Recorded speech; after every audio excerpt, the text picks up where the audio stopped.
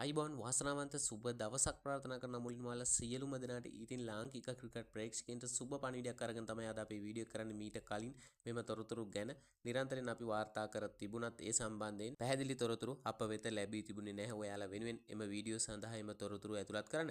ඉතින් ලාංකික ක්‍රිකට් ප්‍රේක්ෂකයන්ට තවත් දින දෙකකින් ආරම්භ වන තරඟාවලියක් පිළිබඳව මේවට නිල වශයෙන් තොරතුරු තහවුරු වී තිබෙනවා. ඒ වගේම තරඟාවලියට අදාළ තරඟ කාලසටහනද මේ වන විට ශ්‍රී ලංකා ක්‍රිකට් ආයතනයෙන් නිල වශයෙන් නිවේදනය කර තිබෙන්නේ එක්දින තරඟ 6ක සහ පුහුණු තරඟයක කාලසටහනක්. ඉතින් මෙම තරඟ කාලසටහනට අමතරව ශ්‍රී ලංකා කාන්තා කණ්ඩායමද මෙම මාසය තුලදී තරඟාවලියක් ක්‍රීඩා කිරීමට නියමිතයි. ඒ වගේම ඊයේ දිනේදී ICC විසින් නිල වශයෙන් නිවේදනය කර තිබුණා 2025 කාන්තා එක්දින ලෝක කුසලාන ක්‍රිකට් තරඟාවලිය අදාළ කාණ්ඩයන් සහ තරඟාවලියට අදාළ තොරතුරු. එම තොරතුරු මීට පෙර අපි ගෙනලා තියෙන නිසා තවත් දින දෙකකින් ආරම්භ වන තරඟාවලිය පිළිබඳව තොරතුරු කුමන ආකාරයකට සඳහන් වී තිබෙන්නේ කියලා අපි බලමු.